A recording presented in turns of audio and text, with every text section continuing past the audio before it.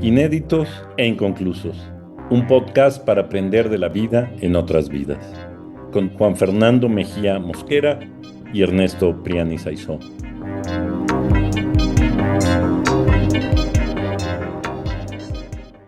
Saludos, querido Ernesto. Querido Juan, ¿cómo estás? Yo siempre muy feliz de hablar contigo y contento también porque hoy tenemos un episodio muy especial para nuestros oyentes que está lleno de emoción y de alegría, porque creo que va a ser nuestro primer invitado a Inéditos e Inconclusos. Es la primera vez que tenemos un invitado. Así es. Entonces, Bueno, entonces, platícanos cómo llegamos al invitado, porque bueno. quizás un poco lo que nuestro auditorio debería saber es que fue tanta la emoción de tener este invitado en particular con nosotros, que grabamos a una hora que no acostumbramos grabar Sí, y pasaron demasiadas cosas mientras sí, grabábamos con él. Podemos anticipar que era un él. sí. Y Sí, entonces, fue un día atípico en todo sentido. en todo sentido, estábamos muy nerviosos, estábamos muy, no sé, fue Sí, un día muy, sí. muy especial, pero ¿por qué no nos cuentas cómo llegamos ese día? Porque en realidad tú eres el hacedor de ese día. Bueno, pero to- todo esta historia comienza por uno de nuestros oyentes, nuestro querido amigo Moncho Torres. Es un oyente muy fiel de Inéditos Inconcluso. Moncho es un periodista español de la agencia F que está radicado en Ciudad de Panamá. Y nosotros nos hemos conocido hace varios meses y cuando le conté el podcast, él lo escuchó con mucha atención, le llamó mucho la atención el primer episodio y entonces ya vamos a decir de quién se trata, quién es nuestro invitado. El primer episodio sobre Leonardo Padura le llamó mucho la atención a Moncho y cuando se supo que Leonardo Padura venía de nuevo a Ciudad de Panamá, él me dijo, tengo una entrevista con Leonardo Padura y quiero que tú vengas conmigo porque tú lo tienes que entrevistar también para tu podcast. Y ahí comienza una serie de aventuras muy simpática, porque obviamente Leonardo Padura llega a Ciudad de Panamá con una agenda apretadísima. Me di cuenta que hay muchos influencers de libros. No sé exactamente, antes se llamaban booktubers, pero eso ha evolucionado mucho. Las personas creadoras de contenido que se enfatizan en la recomendación de libros o en la reseña de libros son varias y en Panamá hay un número importante de ellas y la agenda de Leonardo estaba completa. Entonces yo acompañé a Moncho a la entrevista y fue muy emocionante. De todas maneras, yo estaba en el mismo, fue en una librería muy bonita que se llama El Hombre de la Mancha, aquí en Ciudad de Panamá. Ah, y yo escuché de primera mano la entrevista y Leonardo se preguntaba para sus adentros, creo yo, ¿quién será este tipo que está aquí sentado enfrente que no habla? Y entonces cuando se terminó la entrevista, Moncho me presentó, le dijo, Juan tiene un podcast muy interesante y han hablado de usted y quieren volver a hablar, o sea, no solo hablar de usted, sino con usted. Y Leonardo fue o sea, ya le digo, mira, ya, le digo Leonardo, no le digo el maestro Padura, no le digo Padura, no le digo Leonardo. Leonardo fue tan amable que me pregunta, bueno, sí, tú puedes, ¿en qué momento? Y dije, lo que tú quieras, como tú quieras. Y entonces él revisó su agenda, vio que no tenía espacio y me dijo, bueno, pero yo voy a estar en el evento. Voy a estar en el evento de mañana, 20, y vamos cuadrando. Entonces, imagínate, yo hice una cosa de fan, así como paduramaníaco. Me fui al hotel con 2 horas de antelación antes del evento y me senté a leer una novela de Padura enfrente de los elevadores. Cuando él llegó, horas más tarde, me vio ahí y me reconoció. Nos saludamos y quedamos de hablar en la firma de libros después del evento. cosa que hicimos y de la que quedó registro fotográfico que debe andar por ahí en Instagram. Y él, muy gentil, escribió en la dedicatoria a su última novela, Morir en la Arena, eh, para el amigo Juan Fernando, con la promesa de un encuentro y el abrazo de Leonardo Padura. Entonces así quedaba como el compromiso. Intercambiamos datos. Lo que deben saber nuestros escuchas es que todo esto lo has dicho sin rubor, sin enrojecerte, Ya, sin ya, apenar de ser un fan absoluto de descarado. Sí. descarado de Padura y además, por supuesto, tampoco pueden ver la cara de orgullo y de alegría con la que cuentas este último encuentro y la dedicatoria. Claro, claro, porque además, exacto, porque además puedo probarlo. Y seguramente después cuando hagamos la promoción del episodio puedo poner la foto de la dedicatoria. No se entiende mucho, pero, Vas a pero tenerla que pero poner. ahí está, claro. Ajá. Entonces, entonces, él me explicó su itinerario y quedamos en una fecha para hacer la logística del encuentro. Y él se conectó con nosotros desde Cancún, fíjate. Ujú. Estaba en México, yo creo que descansando de un trajín de varios meses. Él lo cuenta en la conversación que tuvimos, todo lo que ha implicado la promoción de la última novela. Y él estaba como tomándose un respiro en Cancún cuando nos dio la oportunidad de conectarnos y tener una fabulosa conversación, creo yo. Es decir, para mí fue grandioso. Pudimos preguntarle por cosas muy cercanas a nuestros intereses, no tanto, pues, es decir, a veces las entrevistas cercanas a los lanzamientos del libro cuéntenos del personaje tal de la novela, no sé qué, entonces son como muy cercanas al interés de promocionar, pero en este caso tuvimos la ocasión de reflexionar sobre temas que son muy cercanos a las inquietudes y a las preguntas que nos hacemos en Inéditos Inconclusos y eso a mí me llenó de alegría. Bueno, a mí también me llenó de alegría. La verdad es que fue una oportunidad increíble. Lo más emocionante de todo es que nuestros escuchas podrán, por supuesto, a continuación, escuchar esta entrevista. Así que, Sí, pues bienvenidos. Ahí está Leonardo Padura desde Cancún hablando con Inéditos Inconclusos.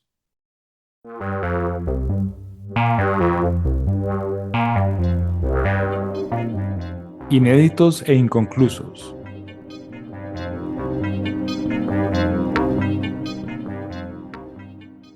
Recording in progress.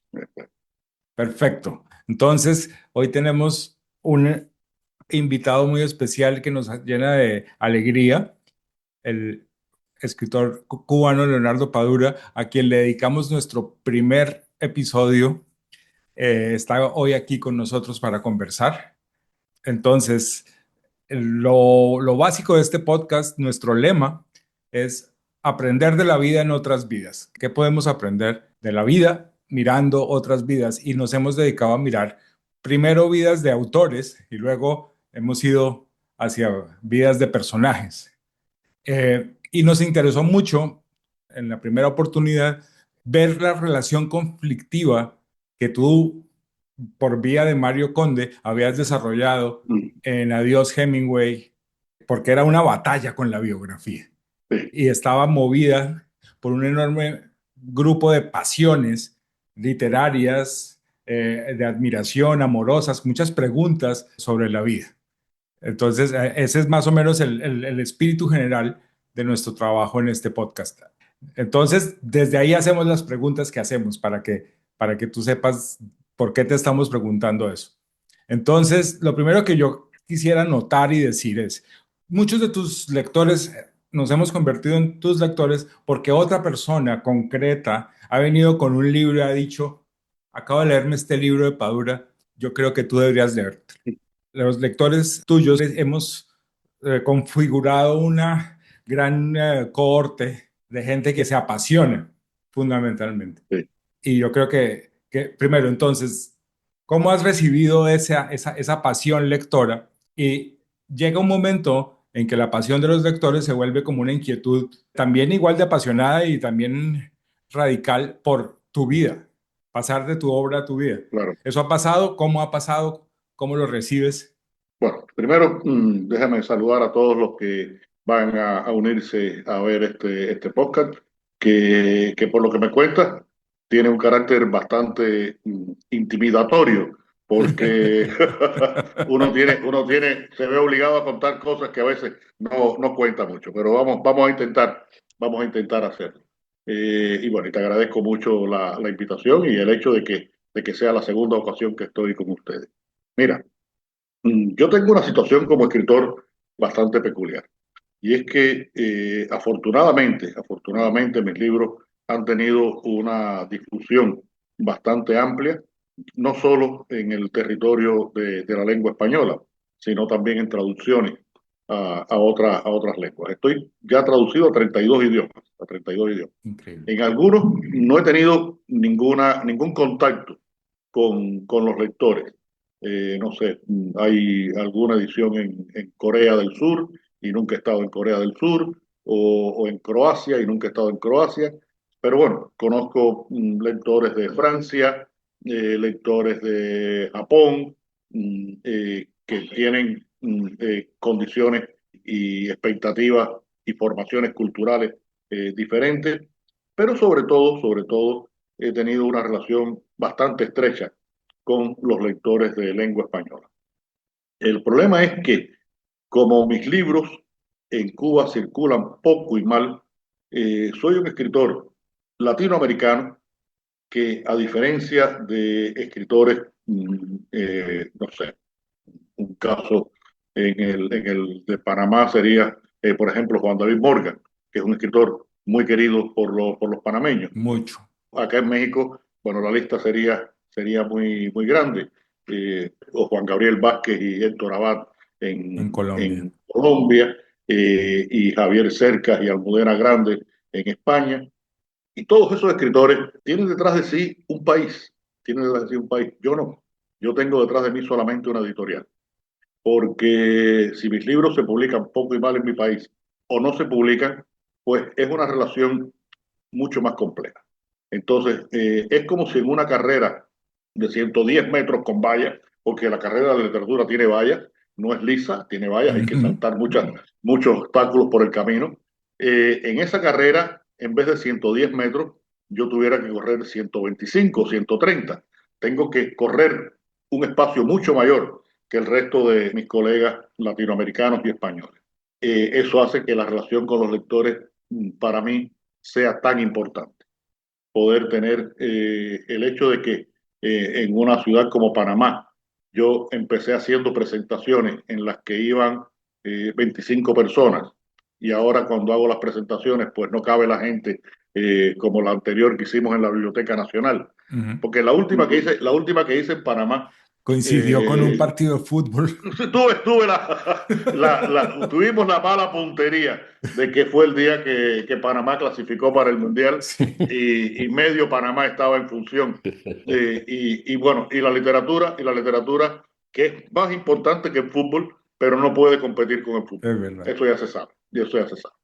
Entonces, bueno, tengo esa relación con los lectores acá en México. Es muy intensa. Hice una presentación ahora en la FIL de Guadalajara, sala llena. Me concedieron, ya es el tercer doctorado honoris causa que me dan aquí en México. Es decir, que tengo una relación muy importante, y ya en toda América Latina y en España eso ocurre. Y eso entonces ha implicado también una exposición de lo privado, de lo cual yo me cuido mucho, de lo cual yo me cuido mucho. Como sabes, yo no tengo redes sociales. He evitado esa tentación, porque es muy tentador lo de las redes sociales, porque creo que ya hay un espacio bastante importante ocupado por efectos y realizaciones como esta que estamos haciendo, entrevistas, podcasts, filmaciones, pero de todas maneras siempre hay algo más que decir, siempre hay algo más que decir. Mi libro, por ejemplo, Ir a La Habana, es un libro en el que hablo mucho de mi persona, porque es mi relación Con la ciudad. literaria, cultural, histórica con la ciudad. A través de mi personaje de Mario Conde, también evacúo muchas de mis preocupaciones personales, existenciales, como por ejemplo el paso del tiempo, la edad. ¿Verdad?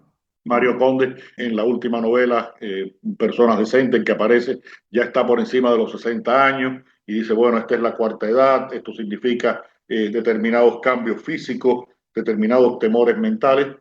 Y en las entrevistas, pues me preguntan muchas veces sobre cosas que tienen que ver con mi vida personal.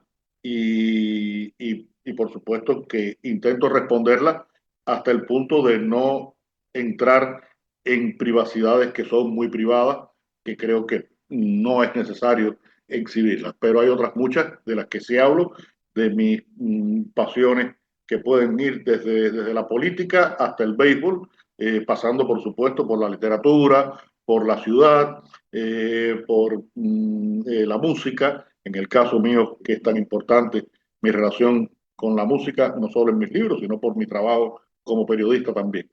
Entonces creo que la gente me conoce bastante bien, creo que la gente me conoce bastante bien, me identifican. Y aquí en América Latina además pasa algo que es muy, que eso en Japón creo que no ocurre y no ocurre en otras muchas partes del mundo. Y es que la gente se te acerca, la gente se te acerca. Hay como una tendencia, no, una costumbre de que entre el escritor o el artista en general y el aficionado, el consumidor, pues la distancia es menor. Sí. No es un espacio, y sobre todo me pasa con las lectoras mujeres, y más si Vaya. son más o menos de mi edad, señoras ya de mi edad, que son muy expansivas, y es muy bonito cuando, por ejemplo, en Colombia me pasa mucho, ahora en la FIL de Guadalajara me pasó mucho, esas señoras que te acercan y te dicen, ay, Padura, es que yo a ti te amo, yo a ti te amo. Y es muy bonito porque creo que, mira, Gabriel García Márquez decía algo que es muy cierto, y el otro día Joan Manuel Serrat lo repitió con sus palabras y en su versión. Gabo decía que él escribía para que sus amigos lo quisieran más. Quisieran más. Y creo que sí, que uno al final no solamente escribe porque necesite decir cosas, porque la realidad implique tener una responsabilidad civil con respecto a lo que ocurre, sino también porque bueno, es una forma de comunicarse con la gente y de que la gente al final le exprese un cariño. Muy bien. Ahora, volteemos un poquito la cosa. ¿Tú has sentido esa pasión por algún escritor? El deseo, o sea, el deseo de ir más allá de la obra. Es decir, con Hemingway nos parece muy, muy claro, pero digo, has tenido un... Bueno, sí, sí, sí, en la literatura lo he hecho, en la literatura lo he hecho, por supuesto. Está en Adiós Hemingway, está esa relación problemática que yo he desarrollado con Hemingway, de una admiración juvenil a una visión más crítica, Más crítica, de madurez, no solo con respecto a la obra, sino con respecto a la a la vida y a persona. determinadas actitudes de Hemingway, y creo que está bastante resuelto a través de Mario Conde en Adiós Hemingway.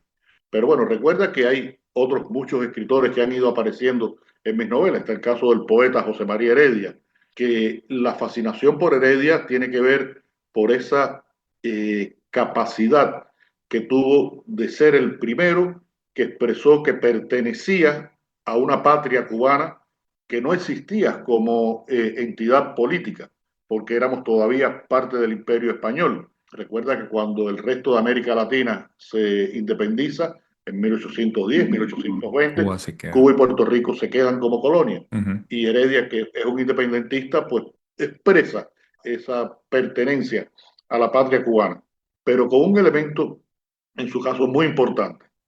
Y es que Heredia, que vivió 36 años, murió joven como buen poeta romántico, Jovencito. y de tuberculosis como buen poeta romántico. De esos 36 años solamente vivió 4 en Cuba. Sí. En México vivió 15 años y él decidió ser cubano. Claro. Él decidió ser cubano. A veces aparece en algún Documento Heredia, el poeta cubano-mexicano, y entonces yo les digo siempre a los que lo ponen, les digo, mira, recuerda que a mí hace años me dieron la ciudadanía española, y siempre digo ciudadanía y nunca digo nacionalidad, Nacionalidad. Claro. porque nacionalidad yo tengo una sola, soy cubano. La ciudadanía es un concepto jurídico, migratorio, legal, pero no es cultural, no es cultural. La nacionalidad es cultural. Entonces, hay muchas fascinaciones, pero hubo un caso que he contado otras veces porque bueno, es un escritor muy significativo, que es el caso de Mario Vargas Llosa. Mario Vargas Llosa, un escritor del que yo he aprendido muchísimo. Hace poco publiqué, y hago un pequeño paréntesis, hace poco publiqué en estas tribunas que yo escribo para el periódico El País de España, un artículo sobre los maestros, la gratitud por los maestros. Y ahí yo menciono a Hemingway, a Carpentier, a Guillermo Cabrera Infante, a Fernando del Paso, a García Márquez, y destaco a Vargas Llosa en el sentido del aprendizaje que yo he hecho con él, no solo de la responsabilidad de la literatura, sino de la propia escritura de la literatura. La construcción de estructuras, por ejemplo, en Vargas Llosa, es fundamental. Y para mí, la novela, el elemento que le da su carácter es la estructura. Entonces es muy importante. Y bueno, ocurre que una vez, hace ya posiblemente 15 años o algo así, llegando al aeropuerto de Baraja en Madrid, veo que pasa Vargas Llosa y le digo a mi esposa Lucía, mira, ahí va Vargas Llosa. Y me dice Lucía, no, ese no puede ser Vargas Llosa. Digo, ¿por qué? Dice, porque Vargas Llosa, cuando se baja de los aviones, va por otra parte. Digo, Lucía, los aviones tienen una sola puerta, tienen una sola puerta. Tiene que bajarse, como todo, no puede teletransportarse. Y me le acerco a Vargas Llosa, me le acerco a Vargas Llosa. Le digo, mire, maestro, yo soy un escritor cubano, me llamo Leonardo Padura, y le hago ahí un pequeño cuento y le digo al final. Y veo, él estaba un poco así, y le digo al final, yo solamente quería decirle que cada vez que yo empiezo a escribir una novela, pues me leo Conversación en la Catedral. Y la cara de Vargas Llosa cambió, porque yo creo que lo que más le puede gustar a un maestro es recibir ese tipo de elogio de un alumno, de un aprendiz, Es un lector. de un lector, en este caso, pero un lector que escribe además, Claro. un lector que escribe. Y entonces, bueno, le vi que su cara cambió. Y después tuvimos otros dos encuentros. El último fue bastante intenso, más cercano.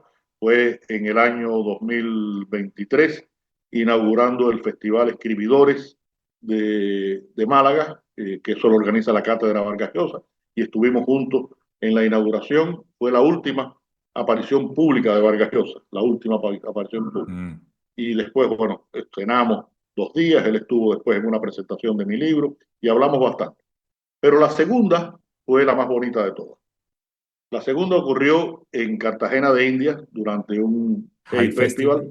Él estaba desayunando ahí en el patio y yo pasaba y el fotógrafo Daniel Morsinski, que ha tirado fotos a todos, ha fotografiado a todos los escritores latinoamericanos, me dijo, ¿quieres saludar a Mario?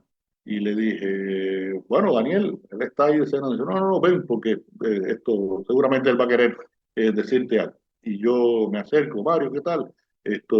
Y me dice, ah, tú eres Padura, claro, claro, claro. Oye, El hombre que amaba a los perros es una gran novela. Oh. Yo me quedé así.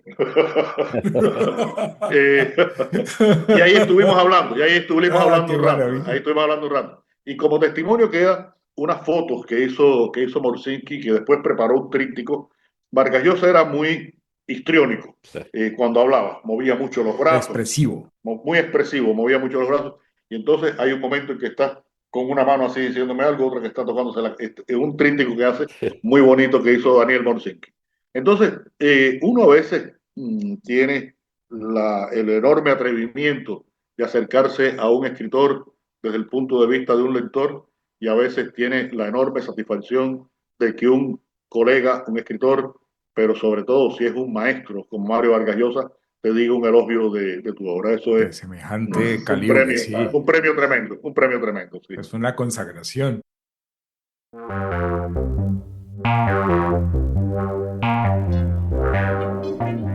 Inéditos e inconclusos. Un podcast para aprender de la vida en otras vidas.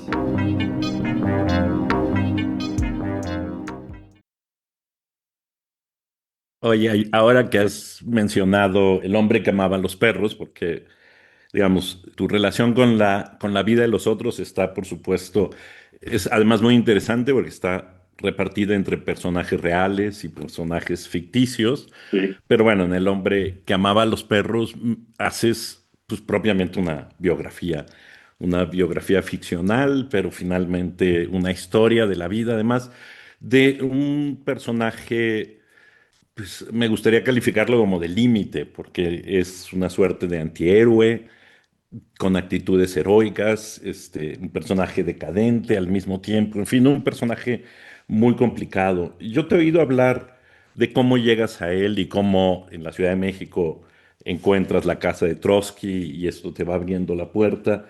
Y claro, a mí me gustaría saber un poco cómo piensas el acercamiento a la vida de los otros, específicamente a la vida de Ramón Mercader, es decir, cómo ¿qué es lo que hay que saber? Sobre todo pensando en en tu relación con la privacidad y lo público. ¿Qué es lo que el biógrafo quiere saber? ¿Dónde están los límites? En fin. mira, el escritor, yo siempre digo que los novelistas específicamente somos como garrapatas, nos alimentamos de sangre ajena. Escribimos de muchas vidas que no son las nuestras, vivimos una sola vida, tenemos una sola vida, y conocemos con una cierta profundidad la vida de un grupo de personas muy limitado, muy limitado. Y sin embargo, en la literatura tienes que crear un elenco que es mucho más amplio. En una novela como El hombre que amaba a los perros, hay tres personajes importantes. Son León Trotsky, por supuesto, su asesino, Ramón Mercader, y un joven escritor cubano, que ya después no es tan joven, que es un personaje de ficción. Claro, Mercader, un personaje real, Trotsky, un personaje real, e Iván Cárdenas, un personaje de ficción. De esos tres personajes, el más real es el personaje de ficción. claro, ¿Por qué? Porque pude haber sido yo. claro. Pude haber sido yo. Es un personaje construido desde mi conocimiento de la realidad cubana, de la vida cubana, de las expectativas que pude tener un escritor cubano. Construir a Trotsky fue complicado en el sentido de que existía una enorme información sobre Trotsky, muy variada, a veces contradictoria. Es un personaje que además escribió mucho sobre sí mismo. Yo empiezo la novela en el momento en que él termina su autobiografía, que es el libro que se llama Mi vida. En ese momento es que yo arranco la novela porque había más espacio para la ficción que en el espacio anterior que él había ocupado con su autobiografía. Y el problema con Trotsky era poder entender al personaje, poder decodificar al personaje. En el caso de Ramón Mercader, y todo esto dentro de la gran información que existía. En el caso de Ramón Mercader, también persona real, el problema era la falta de información. Ramón Mercader es un personaje creado, un personaje creado.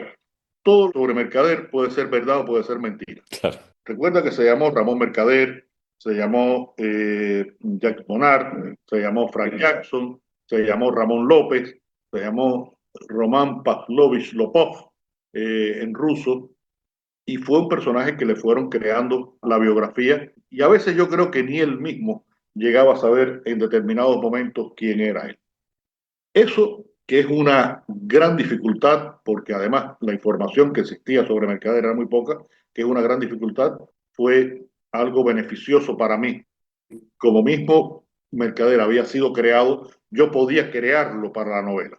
Y le fui dando esa forma que tiene en el libro a partir de informaciones muy concretas, comprobables, estaba aquí, estaba allá, esto estuvo 20 años en la cárcel en México, los investigadores que estaban alrededor de él en México fueron tales, tal día ocurrió el asesinato, es decir, cosas muy puntuales. Y las demás, pues son espacios propicios para la ficción, porque la novela como género, y esto lo habrán oído muchas veces tú, Juan, y tú, Ernesto, eh, es el imperio de la libertad. Si hay otras formas literarias, por ejemplo, el teatro, tienes que concebirlo para un espacio y un espacio físico y un tiempo real. No puedes hacer una obra de teatro que dure 6 horas, porque, o sí la puedes hacer, y se ha hecho, pero es tremendo. Y no puedes escribir un poema en versos infinitos. Y la versificación implica la aplicación de una métrica o la violación de una métrica, pero sí tienes que tener toda una serie de elementos retóricos que tener en cuenta, en fin. Y el cuento es un género que se desarrolla en un espacio de palabras más limitado. La novela no, la novela puede tener, a ver, creo que muchas de las grandes novelas, y esto viene ocurriendo desde el Quijote esto hasta el presente, son libros que de pronto son inclasificables. ¿Qué cosa es el Quijote? ¿Una novela o muchas novelas metidas dentro de una novela? Y más recientemente, un ejemplo que yo siempre pongo porque me parece que es muy importante, muy interesante, la novela 2666 de Me leí Roberto. todo el año. Son 5 novelas con una ligera conexión o no entre ellas y se lee como una novela. Entonces, esa gran libertad creo que es algo de lo que tenemos que disfrutar. Por ejemplo, un escritor como Vargas Llosa, y vuelvo a Vargas Llosa porque es muy significativo en ese sentido, pues lo demuestra en la creación de realidades que a través que esa creación es un ejercicio de manipulación del lector, moldea la realidad para manipular al lector, que es muy importante. Creo que todos los grandes escritores son grandes manipuladores. Recuerden, por ejemplo, una novela que en mi generación todos la leímos y nos deslumbramos, y creo que sigue siendo leída y deslumbrante, que es La insoportable levedad del ser de Kundera. Sí. En esa novela, los protagonistas, el narrador, que no se sabe bien quién es el narrador de Claro. esa novela, nunca queda claro, y esto es otro ejercicio de libertad, nos dice en la página 60 que Tomás y Teresa se matan en un accidente. Coño, ¿cómo tú me vas a decir que los protagonistas de una novela? Exacto. Y sin embargo, sigues leyendo, Ajá. porque tiene esa capacidad de manipulación. Entonces, pienso que sí, Ernesto, que al crear los personajes y darle vida, pues tú también estás haciendo una apuesta de reconocerte a ti mismo, pero también de intentar conocer el mundo, porque todo lo que vemos, entendemos, conocemos, está matizado por el conocimiento humano, por lo que las personas nos dejan ver, por lo que las personas nos dejan saber, por lo que las personas nos permiten leer. Entonces, a partir de ahí es que si no hay personas por el medio, pues no hay conocimiento.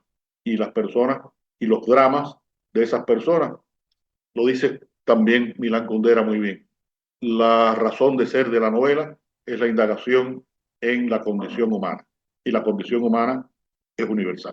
Oye, y una pregunta sobre esta otra parte, o lo contrario de la libertad del novelista, que es tener que consultar el archivo para construir una novela. Ahora, Platícame un poco, de ese esfuerzo, sí, ese es un desafío diferente y muy importante. Mm, Yo pienso que el escritor, el novelista, puede utilizar la historia, pero uno de mis límites éticos es que pienso que el novelista no debe pervertir la historia. Lo puede hacer, pero yo respeto mucho la historia. ¿Por qué? Porque pienso que todavía hoy, la letra escrita tiene algún prestigio. Y yo no puedo mm, transformar la historia con fines dramáticos y que eso pueda crear una confusión en el lector. Yo le puedo proponer revisar la historia, incluso manipular determinados procesos de la historia con fines dramáticos, pero sin alterar sus esencias. Por ejemplo, en mi novela Herejes, todo el tramo que ocurre en la Ámsterdam de Rembrandt en 1640, lo explico al final, lo aclaro al final, es una década de 10 años en la novela que realmente es unas 2 décadas, son 20 años sintetizados en 10. ¿Por qué? Porque había acontecimientos que ocurrían después que yo necesitaba que me funcionaran dramáticamente en la novela, sobre todo, la excomunión de Baruch Spinoza. Claro. La excomunión de Baruch Spinoza por la comunidad judía de Ámsterdam es uno de los documentos más terribles que yo he visto de condena de una persona por ejercitar la libertad creativa. Pueden buscarlo. En la novela yo lo cito bastante extensamente, pero bueno, hay documentos que recogen muy bien esta excomunión Ujú. de Spinoza por una sinagoga, por unos Sí, sí. ministros, judíos en Ámsterdam. Entonces, yo confieso que sinteticé 2 décadas, pero no reescribí ni alteré la esencia de la historia. Eso implica en esto sobre todo un ejercicio de conocimiento bastante profundo. Cuando te metes a la historia, pues no tienes que llegar a tener el conocimiento preciso que tiene que tener el historiador, porque el historiador sí necesita a veces consultar el documento real. Yo Sí, puedo claro. conformarme con lo que determinados historiadores, determinados cronistas dicen sobre un proceso, hasta que llego al punto en que conozco el ambiente lo suficiente, el proceso, conozco la esencia del proceso y conozco el ambiente lo suficiente como para que mis personajes se muevan en ese espacio, se muevan en ese espacio. En una novela como El hombre que amaba a los perros, muy evidente esa Barcelona previa y los primeros meses de la guerra civil. Claro. Hay un contexto histórico en esa Ámsterdam de Rembrandt, hay un contexto histórico en la Cuba y en el México del siglo XIX en la novela de mi vida. Hay una Cuba de 1910 en Personas Decentes. En fin, que todo ese conocimiento histórico tiene que funcionarme para permitirme crear el espacio dramático en el que se van a mover los personajes. Y cuando digo espacio dramático, estoy hablando también de un espacio físico, el espacio, el lugar en el que se van a mover esos personajes es muy importante y la investigación tiene que ayudarte a tú concretar, a visualizar ese espacio. En, Ir a La Habana usas una expresión que a mí me quedó grabada, que es recordador empecinado. Mm, Y me parece que ya que estás mencionando cómo se constituye el espacio dramático, en claro, cierto sentido tú eres el autor de un espacio, pero este espacio, o sea, cuando tú recuerdas tu ciudad, cuando haces la memoria arquitectónica de los lugares de La Habana y lo que significa, no solo lo que significa para ti, sino cómo se constituye y cuál es su historia, cómo se ha transformado hasta convertirse en lo que es hoy. En cierto sentido, tú estás formando la memoria de este presente para el presente y para los vectores futuros. Esa posición del recordador empecinado te ha permitido además ser muy explícito con las cuestiones políticas que atraviesan hoy la realidad. Tú eres en cierto sentido entonces autor de la memoria del presente cubano. ¿Te parece justo? O sea, Morcho, te parece una buena bueno, pregunta. mira, sí, es una pregunta importante porque el tema de la memoria para mí es muy esencial, muy visceral. Lo sabemos todos. Los poderes utilizan y esquilman la memoria y dejan solamente las cuestiones que los favorecen, que los autorizan, que los legalizan como poderes. Y estoy hablando no solo de poderes políticos, estos poderes económicos, poderes religiosos, en fin, todo el que ejerce un poder esquilma la memoria. Y pienso que el escritor puede tener la posibilidad de ser un disidente de ese proceso, rescatando la memoria. Como periodista, yo hice un ejercicio de rescate de muchas memorias desde los años 80 hasta, y lo sigo haciendo en el presente. Uno de mis libros de periodismo se llama justamente La memoria y el olvido, donde digo siempre es la mejor la memoria que el olvido. Y en Ir a La Habana, en la segunda parte del libro, que son esos reportajes sobre la ciudad que fui escribiendo desde los años 80, hay muchos rescates de memoria. La memoria del barrio chino, la memoria de músicos cubanos de los años 30, 40, 50, la memoria de la emigración catalana a Cuba y su importancia, en la formación física y cultural de La Habana. En fin, hay muchos textos que están encaminados a ese rescate de la memoria. Y en mis novelas, pues el personaje de Mario Conde es el que es acusado por el flaco Carlos de ser un cabrón recordador. Siempre está recordando, es un cabrón recordador. Porque, bueno, la primera novela de su serie se llama Pasado Perfecto. Es una mirada hacia ese pasado y tratando de establecer una memoria de ese pasado de una generación en un momento en que la generación estaba en su plenitud, porque el Mario Conde de Pasado Perfecto tiene 35 años.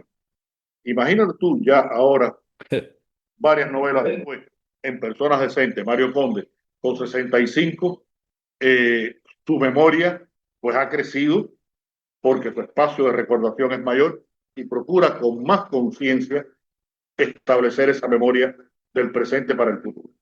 En una novela como puede ser, por ejemplo, Personas Decentes, en la que se habla de todo ese proceso de represión cultural que se vivió en Cuba en los años 70, ese es un episodio que muchas veces es marginado. Claro, Ese proceso que ocurrió en Cuba es un proceso del cual oficialmente casi no se habla. claro. Y yo creo que es importante recordar.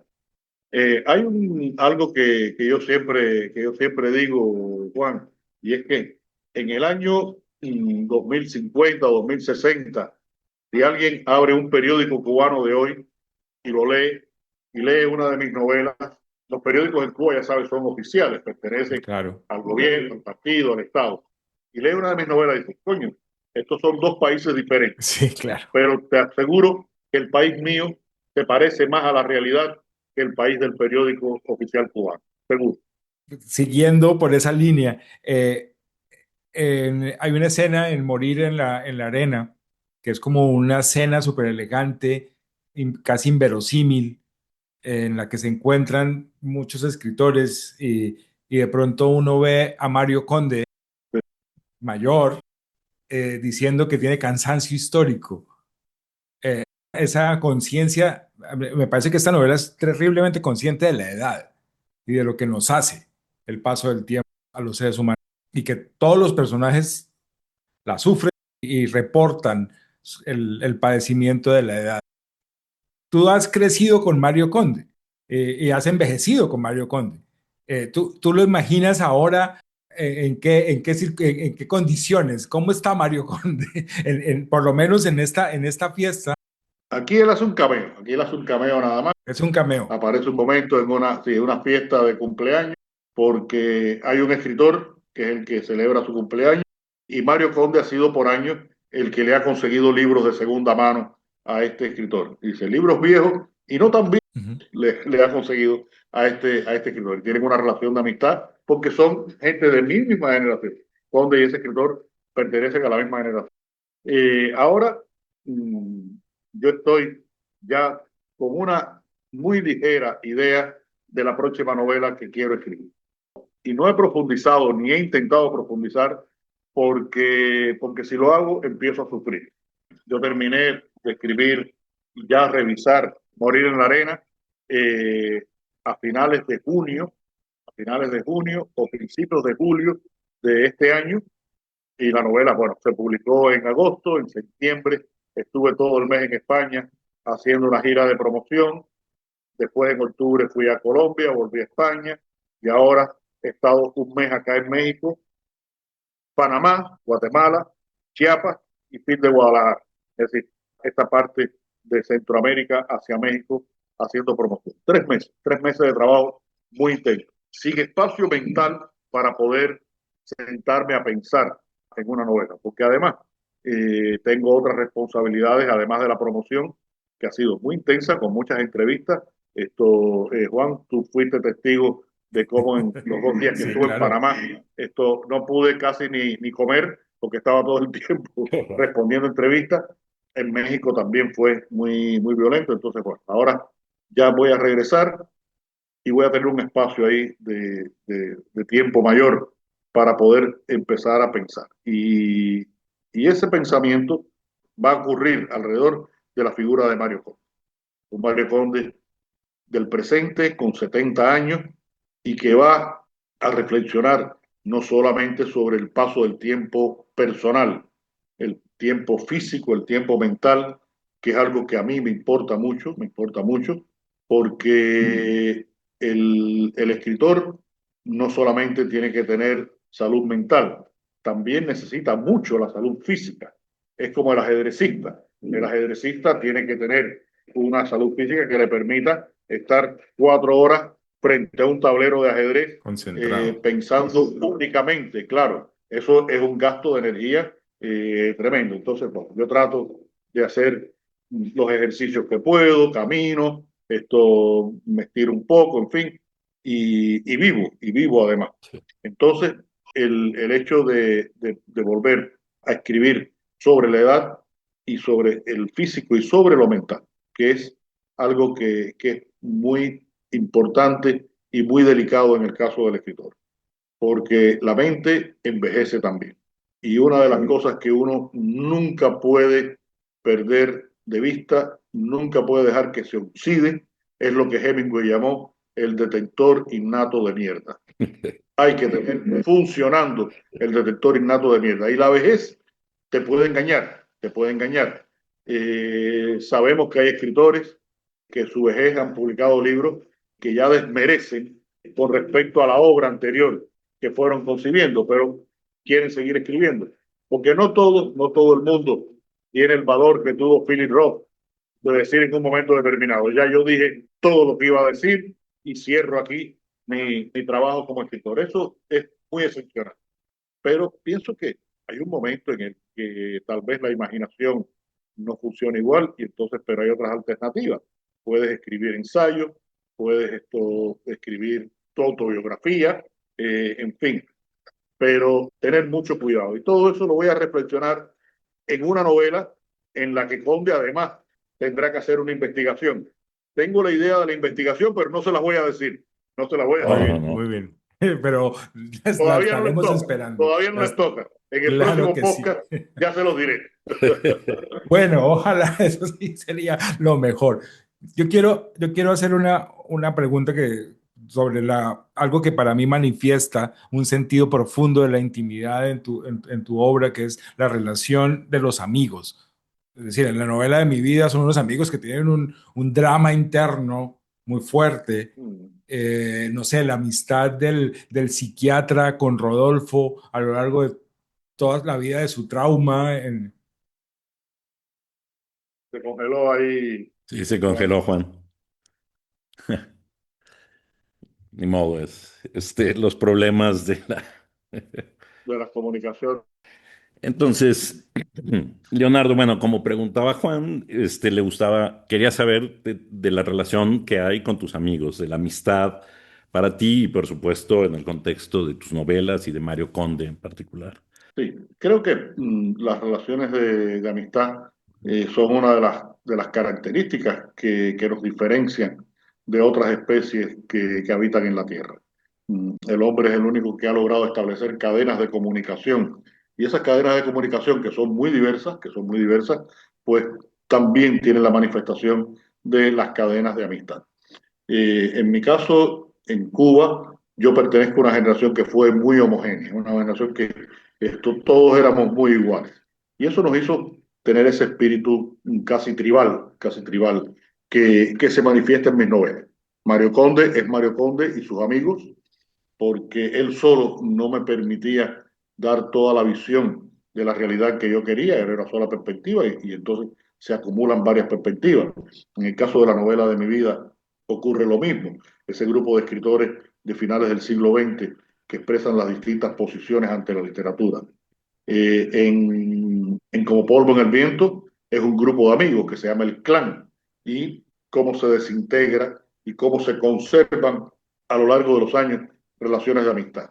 En esta última novela, por ejemplo, Morir en la arena, hay una amistad que dura toda la vida, que es la amistad del escritor, el que va a ser el escritor, con el niño que va a ser el asesino, que empieza esa amistad desde que están en el 4º grado de la escuela primaria y dura hasta el último día de la vida de uno de ellos. Entonces, esas relaciones creo que me permiten revelar mucho las condiciones de vida de las personas su pensamiento, pero sobre todo expresar eh, la vida de una época en Cuba en que era muy importante esas relaciones que nos permitían tener acceso a determinadas cosas que de otra forma no era posible. Había que compartir, era necesariamente compartir. Y nos llevaron a vivir en esa necesidad de relación porque mucha gente estudió en colegios internos que no eran el Leoncio Prado de la ciudad de los perros, no era nada terrible, pero eran colegios internos, íbamos juntos a campamentos de trabajo, al campo, a cortar caña o a trabajar en el tabaco, en fin, y experiencias generacionales que fueron muy importantes y en las que la amistad fue fundamental, que por ejemplo la guerra de Angola, donde va uno de los personajes de esta novela Morir en la Arena. Es decir, que todo este contexto cubano y esa posible crónica de la vida contemporánea cubana desde la perspectiva de mi generación tiene uno de sus núcleos de manifestación en esos colectivos que funcionan a partir de la amistad. Perfecto, Leonardo, sé que te tienes que ir. La verdad es que te agradecemos muchísimo que hayas compartido con nosotros todo esto. Creo que no está de más recordarte que tanto Juan como yo somos lectores ávidos de tu trabajo y que para nosotros, claro, es un orgullo haber podido platicar contigo. Muchas gracias, muchas gracias. Teníamos esta conversación pendiente desde que pasé por Panamá hace ya 3 semanas, pero bueno, quería por supuesto estar con ustedes y agradecerles siempre el cariño, la cercanía y el interés por mi trabajo. Así que bueno, a todos los que vean este podcast también les extiendo ese abrazo que va para Ernesto y para Juan en primer término, pero que va para todos en general. Muchas gracias, Ernesto. Muchas gracias, Juan. Muchas gracias.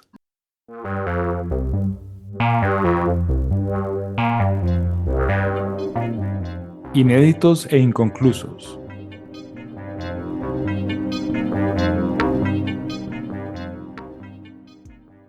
Lo que no saben nuestros escuchas es que la conversación fue muy accidentada, no solo por lo que les contamos al principio, de que estábamos muy emocionados y nos arrancamos prácticamente sin saludar a nadie, sino que en algún momento la entrevista se interrumpió porque hubo problemas técnicos. La tecnología y sobre todo el Internet no tiene palabra de honor. Para nada.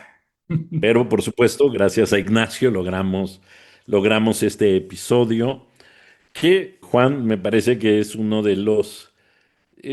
es un episodio inesperado. Sí, sí, sí, porque no estaba en programa, nos lo encontramos y lo que hicimos fue tomar la oportunidad. Exacto. O sea, se nos ofreció una oportunidad de pasar, digámoslo, de la conversación entre los dos sobre un autor a conversar los dos con el autor y la tomamos y la tomaríamos 1000 veces. Es decir, fíjate que en un momento dado él dice que la novela siguiente que está escribiendo nos la va a contar después en el siguiente podcast y nosotros le dijimos, pero claro, Por bienvenido. Y supuesto, lo podemos tener aquí Leonardo Padura estaba bienvenido en esta casa cuantas veces quiera.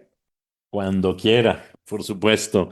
Pero bueno, Juan, no nos queda más que despedir este episodio.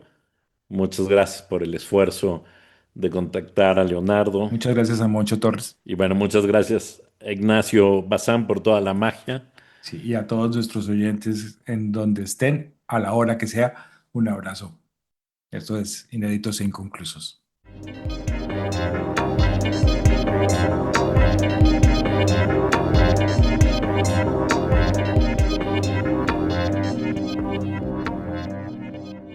Y bueno, Juan, a todo esto, si la gente está enojada con nosotros o muy contenta con nosotros, ¿qué puede hacer? ¿Nos puede escribir a algún lado? Nos pueden escribir, claro, con sus comentarios, críticas, dudas, preguntas, peticiones a ineditingcon@gmail.com. Lo encuentran en la descripción del episodio. Y dime, ¿qué más pueden hacer? Porque ellos nos pueden ayudar mucho, ¿no, Juan? Nos pueden ayudar mucho con sus comentarios en la plataforma, sus reseñas, sus calificaciones y compartiendo con sus amigos, su familia y en sus redes sociales. Y por supuesto, también pueden seguirnos en nuestras redes sociales y comentar ahí todo lo que quieran. Gracias. Inéditos e inconclusos. un podcast para aprender de la vida en otras vidas. Conducción, Juan Fernando Mejía Mosquera y Ernesto Priani Saizó. Producción, Ignacio Bazán Estrada. Música original, Daniel Villegas Vélez. Diseño de logo e identidad visual, Ana María Noguera Díaz Granados. Síguenos en nuestras redes sociales en @inedepincon y comunícate con nosotros al correo inedepincon@gmail.com.